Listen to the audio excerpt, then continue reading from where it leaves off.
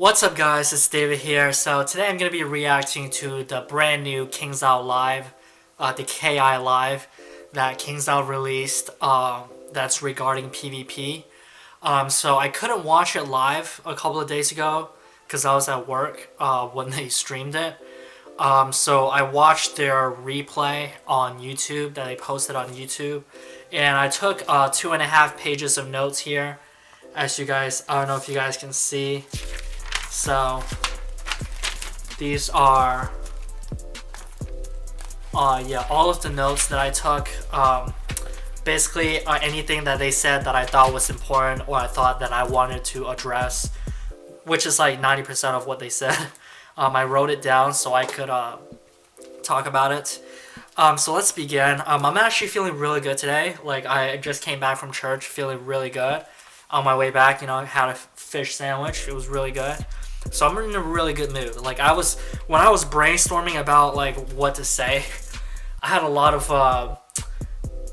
of savage things I had in mind that I wanted to say, but I'm probably not gonna say them because again, I'm in a good mood. But yeah, a lot of things that they said I was pretty concerned about, to say the least. So let's begin. So I'm gonna address the developers by name. I believe one guy's name Matt and one guy's name is Van. I believe that's his first name. I apologize if that's not how you say it, but yeah, I believe it's Matt and Van, and I'll link their social media below. So Van's social media is Ratbeard, and Matt's social media is Mattnetic. I'll link their social medias below, and I'll link the video below as well, so you guys can see it for yourself, and you guys can go follow them as well. We wanna show love to these developers, because Kings Out believes. I believe that Kings Out believes that we as a PvP community, we're just a bunch of toxic people, which is really not true. I would say 90 to 95% of us are really positive, really good people. Do we rage? Yeah, but that's just the nature of games, That's just the nature of games. When you lose, occasionally you rage. That's just how any game is. That's how every gaming community is. There's no game where it's like, oh, you play, you lose, and you're like, oh great, I just lost. No. Anyways, I'm gonna dive right in here. So first thing that I was really concerned about was Matt said, oh wow, there's no 4v4s in ranked. We all know that there hasn't been 4v4s in ranked in years. So for Matt to say something like that is very concerning. Because they were trying to watch matches and they couldn't find any 4v4s. The second thing that Matt said was, that I wrote down, was we want to balance the schools. Alright, this was so Matt said we want to balance the schools, and then later on in the video he said we're not going to nerf ice. So he sounded very ignorant. You want to balance schools, that's fine, but for you to say we're not going to nerf the most broken school in game, I mean, it's arguable if they're broken or not. Vast majority of people say they are broken, but there's a decent percentage of people who say they're not broken. If you say they're not broken, that's fine. There's an argument for that. But there's no argument for which school is the best school in Wizard101, right? There's no argument for that. Everybody knows what the best school in Wizard101 is. So if you just flat out say, I'm not going to nerf the best school in Wizard101, then when you say, I want to balance the schools, you sound ignorant, and two, you sound fake. You sound fake and you sound ignorant. Like, you're either fake or you're ignorant. You're either like straight up lying to the community when you say you want to balance schools, or you're just so ignorant that you don't understand which schools really need balancing, right? And I have a hypothesis on why he doesn't think ice is the most powerful school in game. I think it's because he looks at statistics, right? He looks at what the ice win percentage is. And the thing about that is, I don't use an ice. Almost no other top tier duelists use an ice, or if they even have an ice, they don't use their ice. Why? Because we don't want to brainlessly steamroll opponents. When you use ice, you don't need to think. Alright? I like to think. I don't like matches that are overly hard where I have to exhaust myself mentally, but I still like to think, right? There's a lot, like, Ice is mostly just average ass duelists who aren't really that good at PvP, but they win just because they're Ice. Alright, I hate to say that, but that's true. There's not a lot of generational duelists whose main character is an Ice. In fact, there's none. No generational duelist has a main character that's Ice. They don't use Ice, alright? Only the people that use Ice are mostly average ass duelists. Alright, I know that's mean, but that's true. Alright, I'm gonna move on. So they're talking about matchmaking. They basically said the queue will take longer if they make PvP level tiers. And if it takes a certain amount of time for you to get matches, you might just get an unranked match.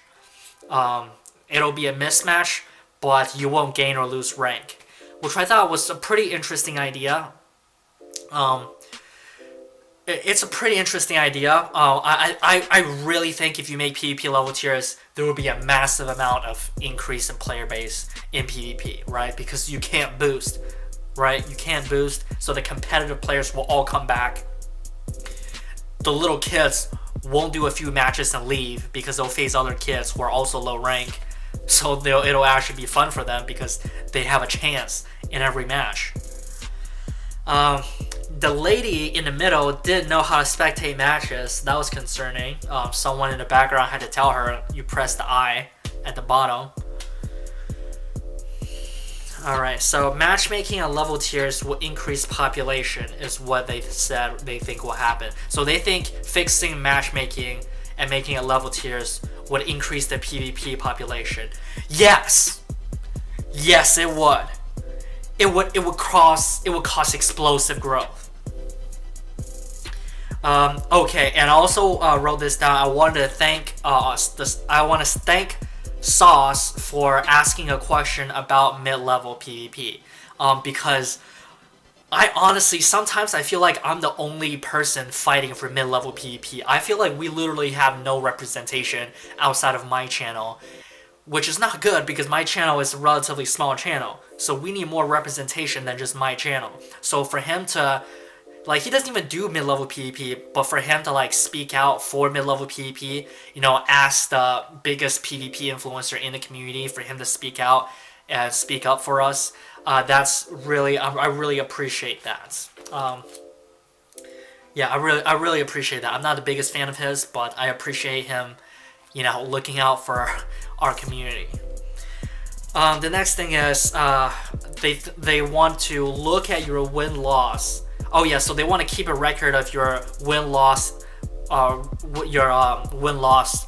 who you won against, who you lost against in the last 24 to 48 hours. And they want to see which opponents you won against, which opponents you lost against. I think that's brilliant. If they don't want to make PvP level tiers, this could work as well. This is something I literally never even thought about, which just speaks to like how intelligent and brilliant KingsIsle developers actually are once they actually take the time to just try to fix it, try to fix PvP. Once they take time to try to fix it, you know, they come up with all these brilliant ideas. Like, this idea is brilliant, keeping a history of who you won against, who you lost against, and then if you're winning a lot, pairing you against only other people that are also winning a lot, right? That can also fix boosting. That also has huge potential. So, you know, when I heard that, I just thought, wow, that's just absolutely brilliant. You know, and then when I talked to other people about it, they said the same thing. Wow, that's brilliant. Yep, so Van said he wants to eliminate boosting.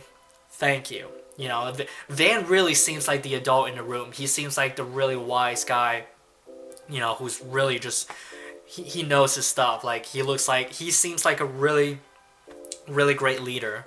Whereas Matt seems like a little bit of a, you know, more younger, more presumptuous, got that little more, you know, that young ego that, you know, young people tend to have.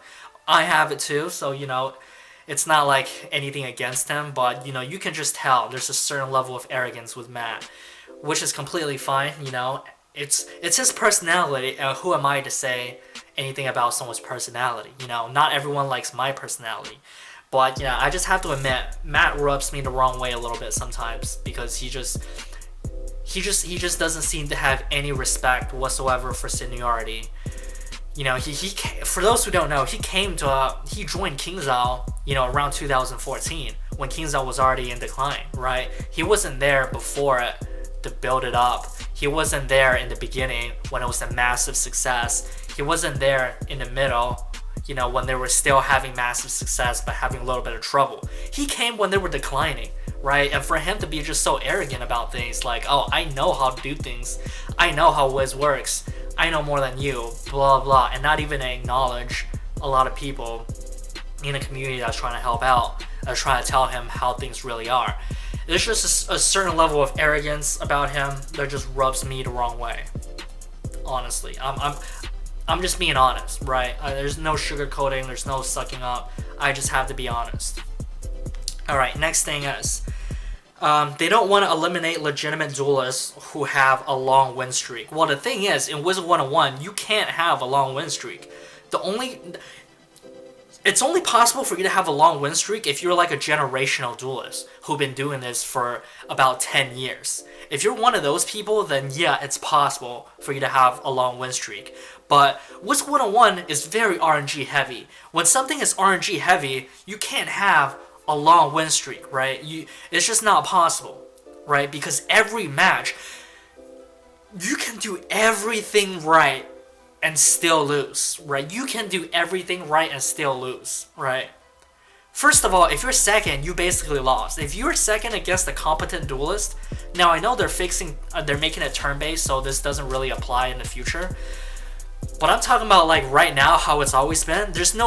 People cannot go on a long win streak anyways. Because if you're second, you basically lost, alright? If you're second against a competent duelist. If you're first, yeah, you can win. But like,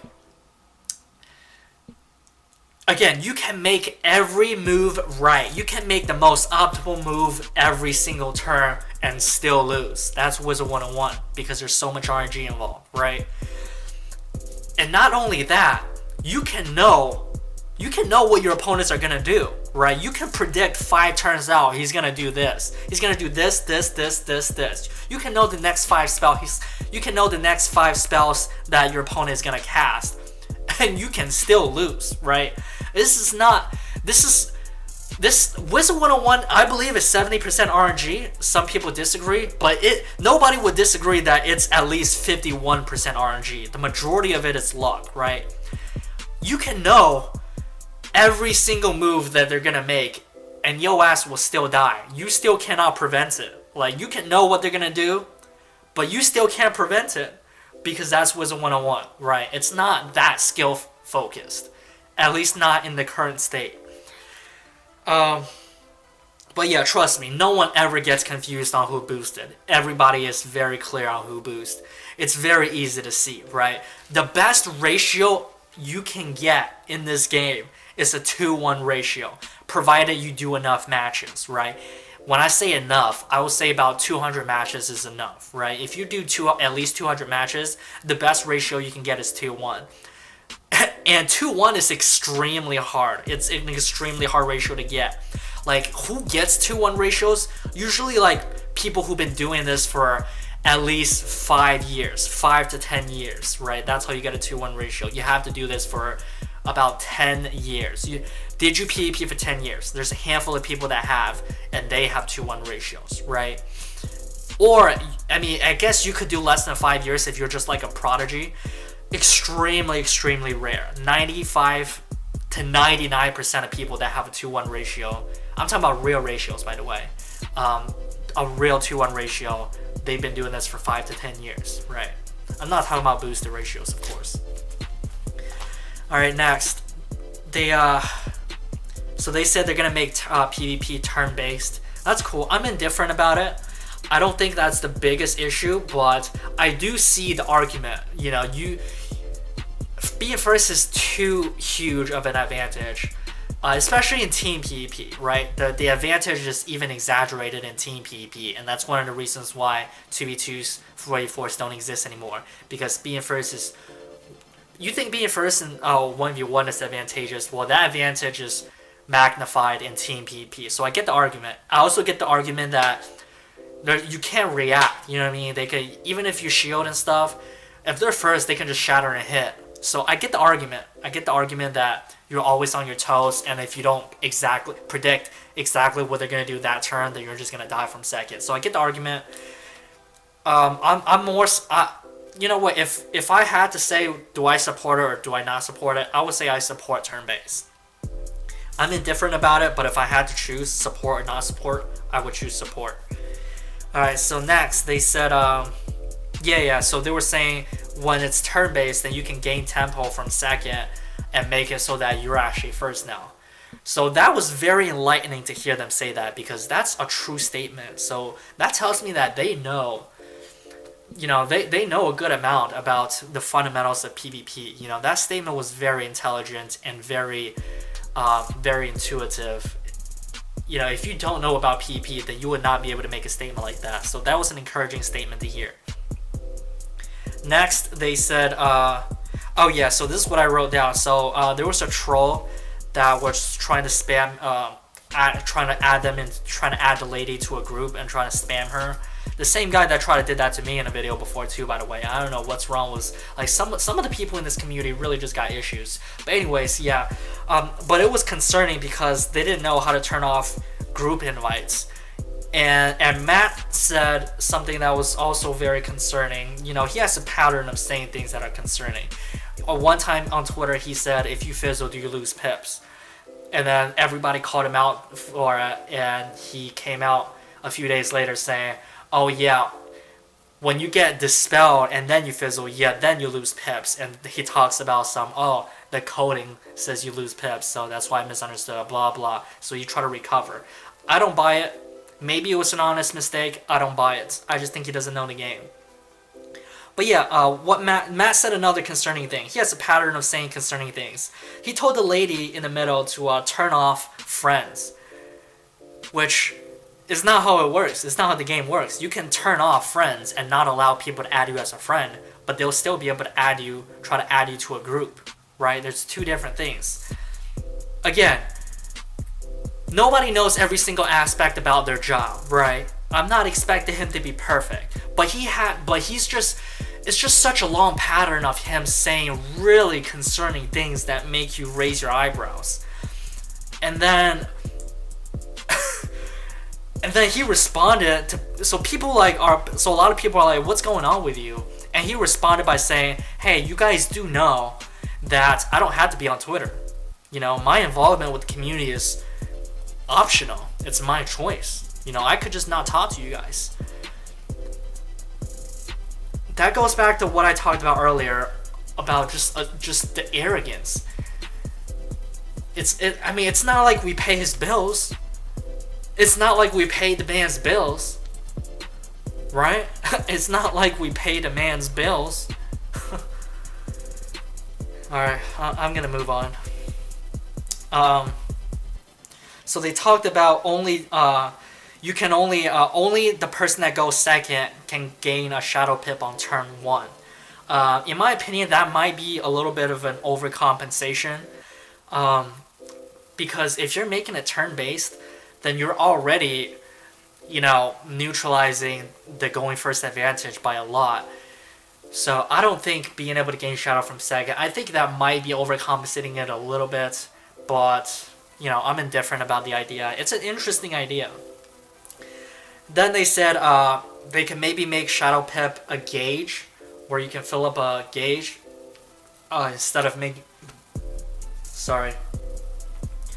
So yeah, they talked about making a shadow pip, making it like a gauge where you have to fulfill certain requirements to get a shadow pip instead of it being just random luck. I really like that idea. It's a very interesting idea. Then Van said PvP and PVE shouldn't be so different. And when he said that, I thought in my head, why? Right? It's very different facing, a programmed monster and a real human being. So, but he later explained why. He said he doesn't want to have 2 code paths, which makes a lot of sense because that's a lot of work. So I definitely understand if they don't want to do that much work. And then Matt said Lore Master was way too overpowered, which I completely agree. It was really disheartening for me to hear certain people in the community, like even certain influencers in the community. I'm just gonna call them out. It was disheartening for me to hear Lou complain about Lore Master, because as we all know, one of his main schools, if not his main school, is balance, right? And he used to lore spam. So, it affected him personally, and that's why he was upset. But this is not about any of you. This is not about any individual duelist, right? This is not about you. This is about the game. What's good for the game, not what's good for you. Lore Master was the single most broken spell for a decade, right? It's the single most non-shadow broken, like, obviously it's not as strong as shadow spells, but shadow spells aside, for level 99 and under, Lore Master was the single most broken, overpowered spell in game. So for you to complain about a nerf of the single most broken spell in game, it's just selfish. It's just selfish. Anyways, moving on. So what else? So Van was saying people want to have the same experience, like when they do PVE and then they go into PvP, they want to have that same experience. Which, I don't know if I buy that, because, you made Beast Moon completely different. But I get where he's coming from. So he said,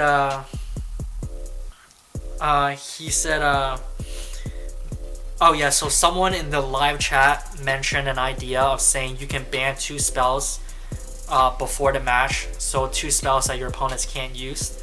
And Van said that was a really great idea. I agree, that's a really, really innovative and smart idea. It could work. And then Van was saying basically the reason why it's such a mess is because they were playing whack-a-mole with specific problems when it came up, which again just speaks to how brilliant Van is. Like, I was really impressed by his intelligence and his demeanor. Like, he really seems to be the adult in the room, like the leader, like a really competent leader. Alright, moving on. That was page 1 done. This is going to be a long video.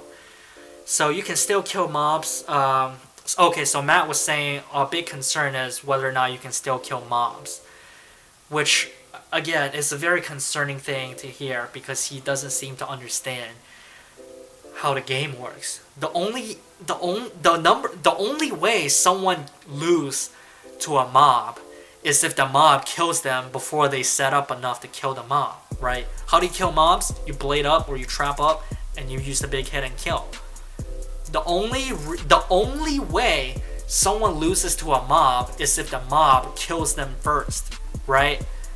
Nobody just runs out of cards or is unable to kill the mob.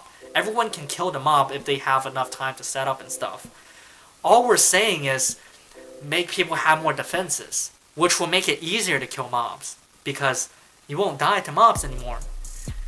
So it didn't make sense. He said he's just worried about being able to kill mobs, and how that was the concern. It really didn't make sense. Like, I get this is a nuanced topic that's hard to understand, but he's the developer of the game. Anyways, moving on. People say just fix this, just fix that, etc.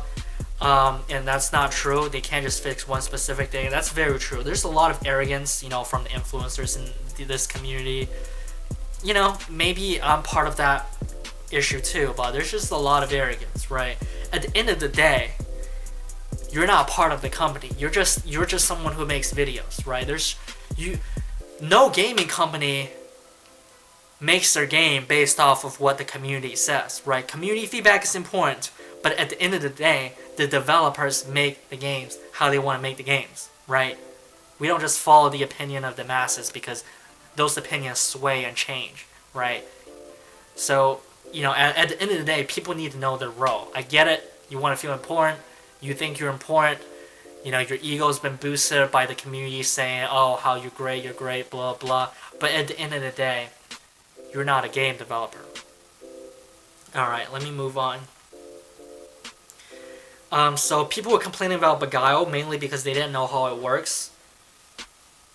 I get the argument. Like, part of me just says, well, learn it. But I also understand there's a lot of kids, and Bagao is a complicated mechanic, so I understand. I don't think it needs to be fixed, but hey, you know, all this video is just my opinion. All right, that's just all it is. I'm just one guy.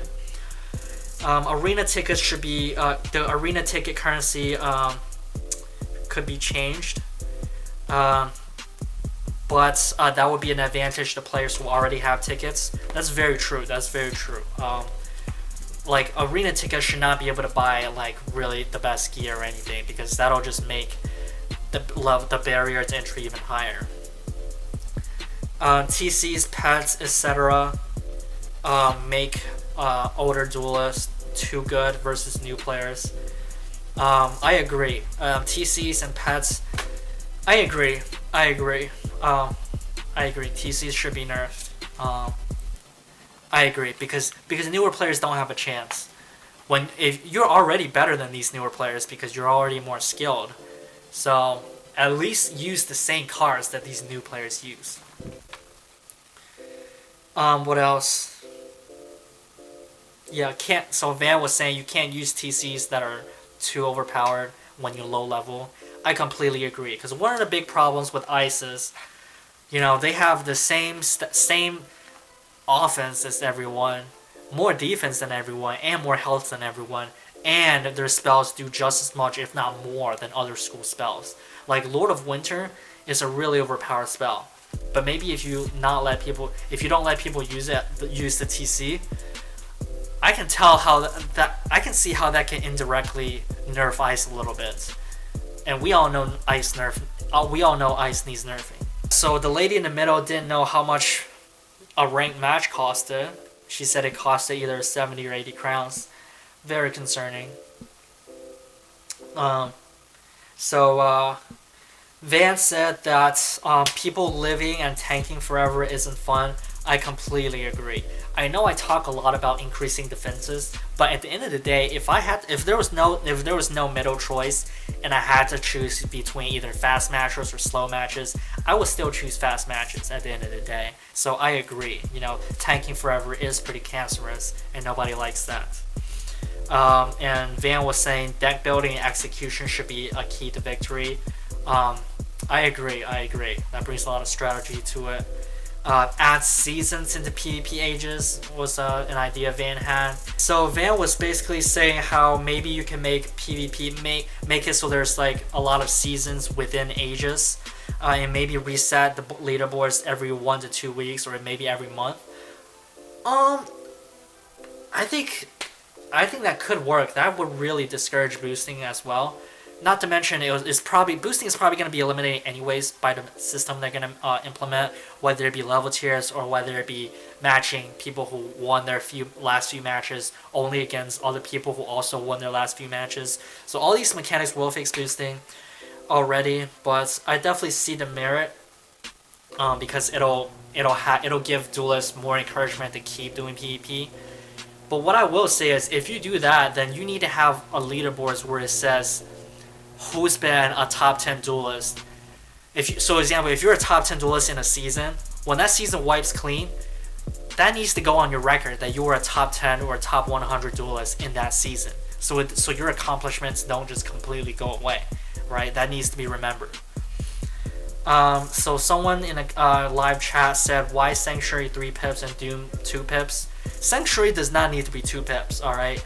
Sanctuary needs to stay 3 pips, and Doom needs to be increased to 3 pips, right? So they're both 3 pips. None of them should be 2 pips, because the percentages is higher than damage bubbles. And that brings me to another point. Ice's damage bubble should not be 40 or 45% or whatever it is, right? Because if you're adding 10% more damage, then again, what's their drawback? You can't have more resist, more health, everything same, but also the same damage and same pierce, right? Giving Ice 10% more damage in bubble is the same thing as just giving them 10% more damage in gear. Let's see what else. Oh yeah, so Van talked about maybe you can lock gears for a certain period before you join match, so you can't change your gear and set for people. I agree. Nobody likes getting set Nobody likes it when people set for them. PvP, they talk about maybe making PvP with specific parameters and how that would take a lot of work. I personally believe that's gonna be a waste of time. If you make the system good, you don't need to set parameters. I think that's a waste of time. All right, next, we're almost done. If you want to increase, oh yeah, they talked about how they want to increase the traffic on their forums. They're like, oh, if you have an opinion, put it on the forums. If you want people to go on your forums, make the forums better, design the forums better, because Central's forums is just so much cleaner and so much better designed than your forum. So that's why more people go to Central than your forum. If you want people to go to use your forum, then make your forum better design it better. And then they talked a lot about some useless spellments, is what I wrote down. Yeah, so yeah, that's all the that's basically everything I wrote down, basically everything they said. So those are my opinions on it. I know I went really fast because I wrote down so much and I wanted to get through everything without the video taking forever. So that's just my opinion on everything they said in the new Kingsdale Live regarding PvP. Thank you guys so much for watching. Hope you enjoyed this video, and I hope you have a great week. Yeah, if you enjoyed, make sure to like, subscribe, share, comment, all of that. And yeah, the giveaway that I'm doing, I'm gonna end it early because there's already a lot of entries, and I want to give everyone more chance, a higher chance to win. So I'm just gonna end it early instead of it lasting a week. It's only gonna last a few days. So yeah, thank you guys so much for watching, and I hope you all have a great day. And until next time, see ya.